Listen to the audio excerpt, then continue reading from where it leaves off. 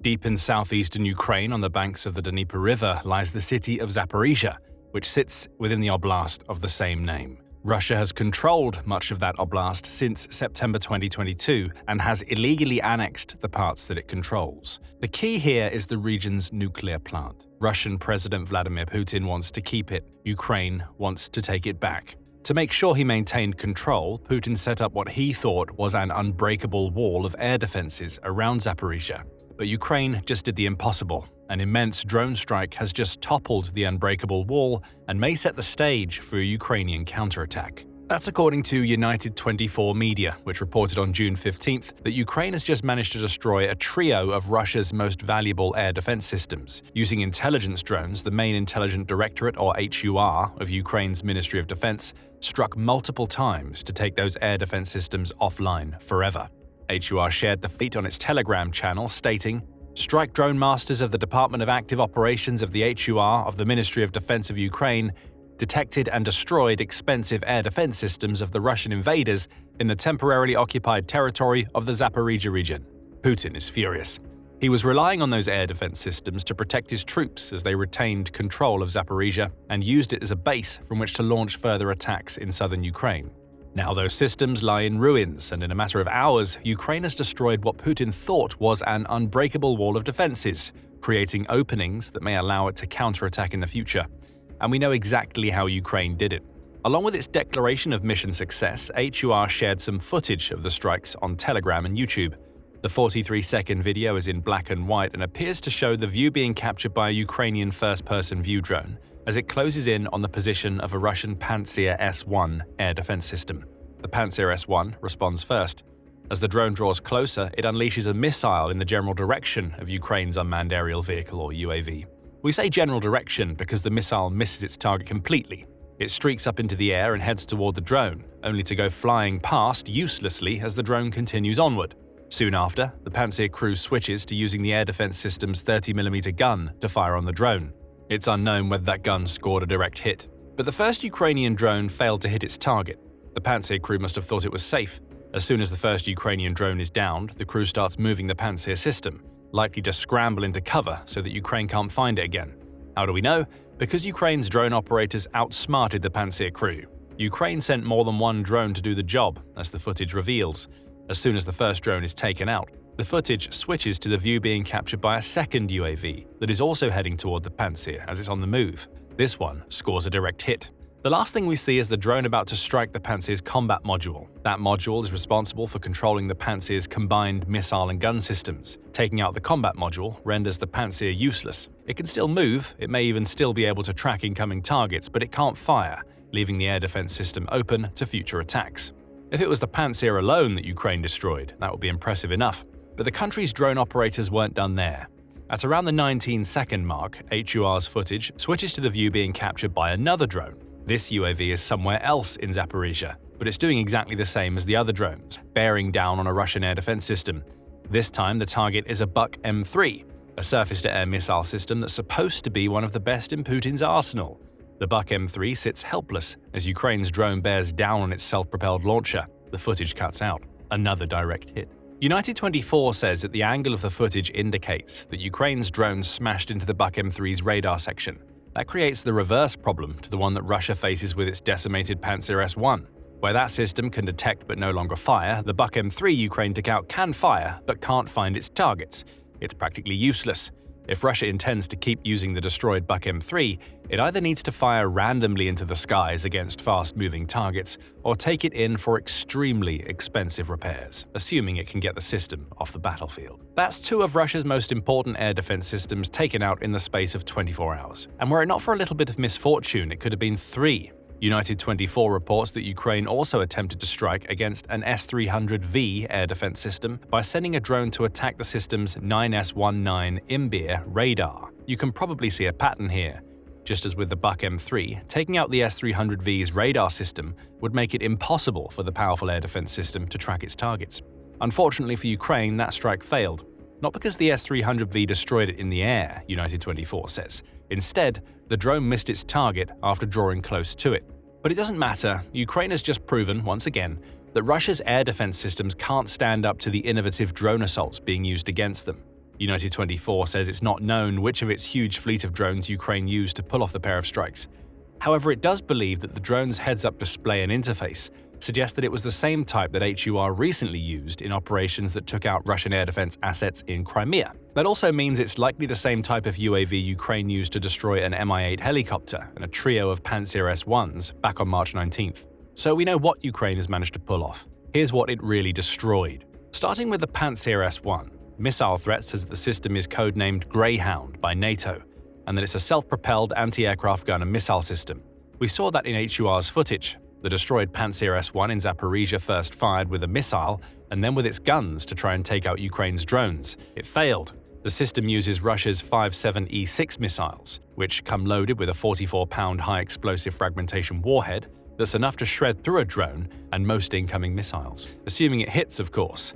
If this was a base model of the Pantsir-S1, it would have had a range of 12.4 miles. Russia has created a couple of variations of the base model, including the Pantsir-S1M and the Pantsir-SM, that up the range to 18.6 and 24.8 miles respectively.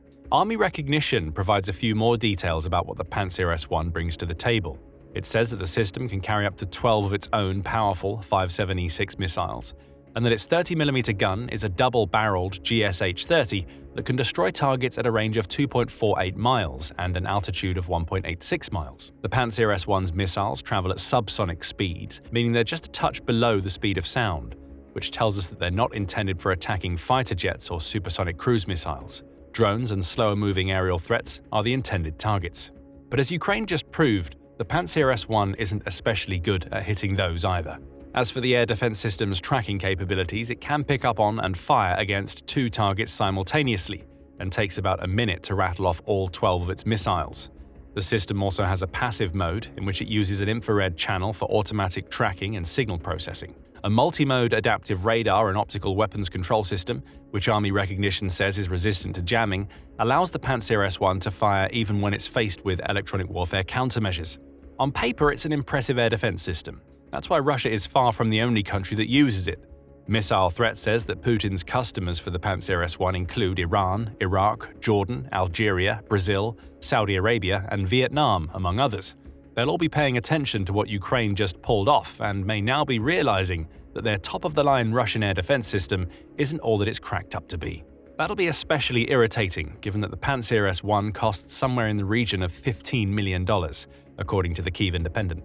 Ukraine just wiped out an extremely expensive weapon system that Russia will struggle to rebuild or replace as its economy creaks under the weight of Western sanctions and Putin's constant spending on his illegal invasion. Then there's the Buk-M3. One of Russia's most modern air defense systems, the Buk-M3, entered service in 2016, according to Missilery.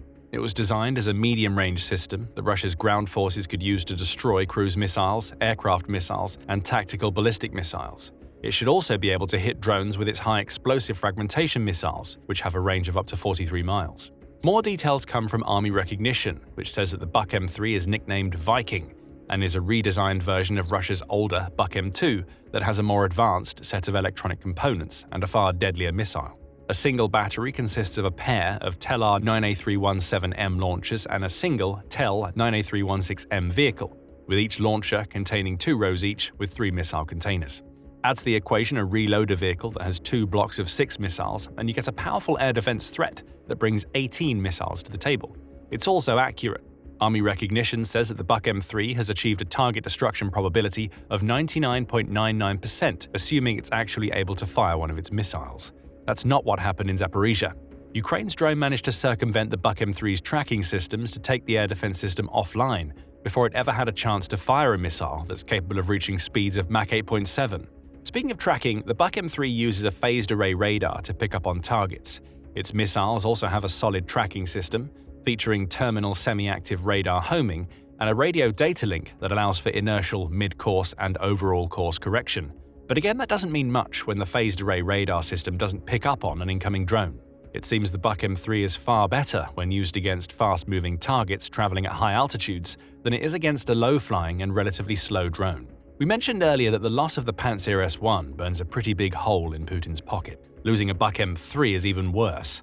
Each of these systems cost between $45 million and $100 million to build, says the new voice of Ukraine.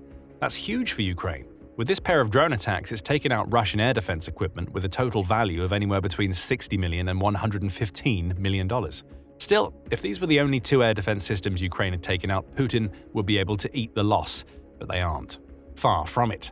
Beyond the several Pantsir-S1s we mentioned Ukraine destroying in Crimea back in March, 2025 seems to be the year for Russia losing far too much of its air defense might. The same New Voice of Ukraine article that gave us the Buk-M3 price tag reported on April 7th that Ukraine managed to destroy 3 of that valuable air defense system within 24 hours. Again, it used drones to get the job done. United 24 also reports that earlier operations conducted by Ukraine's drone operators have destroyed a pair of 1L125 Niobe SV systems, 2 of Russia's 48YA6 K1 podlet units, and a trio of 3N96 Castor 2E2 radars, all of which are vital assets Russia needs to conduct aerial surveillance and target Ukraine's infrastructure. Another attack carried out by Ukraine's 14th Separate Regiment of Unmanned Aerial Systems on June 8th also took out another Buk-M3. What we see here aren't isolated incidents. This is a pattern. Ukraine is actively targeting Russia's air defense systems all over its occupied territory. Crimea, Zaporizhzhia, and many more locations are being bombarded with precision drone strikes every week, as Ukraine looks to cut a swathe through Russia's air defenses, potentially opening up future opportunities in the process. And that brings us to what Ukraine's Zaporizhzhia strike means for the war. It would be disingenuous to claim that Ukraine has just decimated Russia's aerial defenses with its pair of drone strikes. It hasn't. But what it has done is taken out air defenses that are guarding Ukraine's route into one of the most vital regions of the country. Earlier, we mentioned that Zaporizhzhia is home to a nuclear power plant, which Russia managed to capture in an attack that the Wilson Center calls unprecedented. In a 2022 article covering the attack, the center said that Russia risked several threats to capture the Zaporizhzhia plant, including causing radiation accidents and creating energy deficits inside Ukraine.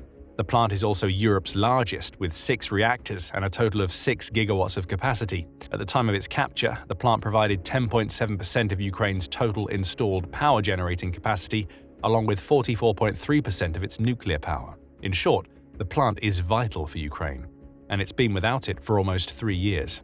Ukraine has tried to reclaim the Zaporizhzhia nuclear plant before. Back in October 2022, it sent a special forces team in a 40-foot patrol boat to the banks of the Dnieper River, says the Sunday Times in an April 2023 article. That team joined 600 other elite operatives, with their orders being to storm the nuclear power plant in an effort to recapture it from the Russian forces. The Times spoke to an unnamed officer involved in the covert assault. The idea was that this would be an infantry-only battle. They wouldn't be able to use artillery against us, as this is a nuclear plant, the officer said. At least, that's what Ukraine thought. The Russians built a very dense defense. They mined everything, he adds. When we were approaching, they even pulled up tanks and artillery and started firing at us right on the water. It seems Russia is willing to risk using explosive weapons at the plant, which ultimately led to Ukraine's troops pulling back. The country hasn't tried to retake the plant since, at least not in any operations that we know of. However, it's still a key target for Ukraine. As recently as April of this year, Ukraine's energy minister, Herman Galyushenko, was calling on the US to help Ukraine reclaim the plant. Per the Kyiv Independent, the energy minister said, "We have a common interest with the United States to bring the Zaporizhzhia nuclear power plant under Ukrainian control and start the operation of this nuclear power plant. It can bring new opportunities for cooperation between us, for example, when it comes to electricity exports." It's clear that Ukraine wants Zaporizhzhia back so it can reclaim this nuclear power plant. Taking out a pair of Russian air defense systems, especially systems as valuable as the Pantsir-S1 and Buk-M3, is part of a wider strategy to whittle away at Russia's defenses in the region. It won't be enough for Ukraine to launch a full assault, but with each loss Ukraine's drones cause, Russia's hold on Zaporizhzhia weakens. And therein lies another problem for Putin. He's already struggling to replace the air defense systems he's losing in Ukraine. Every time Ukraine pulls off a strike akin to the ones we saw on June 15th, it stretches Russia's air defenses just a little bit thinner. According to Ukraine's Ministry of Finance, Russia has already lost 1,187 anti-aircraft warfare units, meaning Putin is burning through about 300 to 350 of his air defense systems per year. Those systems aren't being replaced with air defenses that Russia is building. Instead, the sheer scale of these losses is forcing Putin to redistribute air defenses he'd stationed elsewhere to the areas that Ukraine is hitting. We've already seen this in Crimea. In April, the National Security Journal reported that Russia is moving more air defense systems to Crimea because Ukraine keeps hitting ships in the Black Sea Fleet, along with vital radar and military installations on the peninsula. Russia's move was more disorganized than usual, the journal claims, with the transportation of this new equipment seeming to be often uncoordinated and chaotic. That means the transfer was rushed, which also means it was desperate. Feeding into this picture of Putin growing increasingly desperate with his air defense situation, there's also a May 9th report from Defense Express to consider. It says that Russia has been pulling S-300 and S-400 air defense systems from the Far East and Central Asia to replace the systems it's losing in Ukraine. Worse yet, those pulled systems are being replaced with dummy S-3 and 400s. These mocked-up versions of the systems are practically useless, and they show us that Russia's many failures in Ukraine are impacting its ability to maintain its influence elsewhere in the world. That's a nice secondary benefit of the strikes like the June 15th attack in Zaporizhzhia. The weaker Russia gets on the international stage, the more likely it is that nations that previously fell under Russia's security umbrella may turn to the West. The West supports Ukraine. The long game here is that the West grows stronger as Russia gets weaker, which in turn strengthens Ukraine. Every Pantsir-S1, Buk-M3, S-300, and any other air defense system Ukraine destroys forces Putin to reshuffle his deck as he tries to figure out how to maintain Russia's aerial defenses as he's rapidly running out of supplies. Finally, it's not just offense that was on Ukraine's collective mind on June 15th, it was also concerned about defense. On April 17th, the War Zone reported that Russia had launched a new mechanized attack in the Zaporizhzhia Oblast. The defense forces of southern Ukraine reported on the attack via Telegram, stating, "Assault groups from several regiments of the 58th Combined Arms Army of the Southern Military District launched an assault on April 16th. The assault involved at least 320 personnel, 40 units of armored combat vehicles, 3 tanks, and about a dozen buggies," the defense forces said. Therein lies a potential problem for Putin. As we draw deeper into summer, Putin may be planning to launch a renewed offensive in Ukraine's south, using the territory he's already captured in Zaporizhzhia as a launching pad. Ukraine can't allow this to happen. By taking out Russia's air defenses, Ukraine opens the door to providing aerial support to the ground forces that will be responsible for repelling what may develop into a full-blown southern offensive later in the year. Again, we see Ukraine whittling away at Russia's defenses. The goal, as it has been since the start of Putin's invasion, is to retake Zaporizhzhia.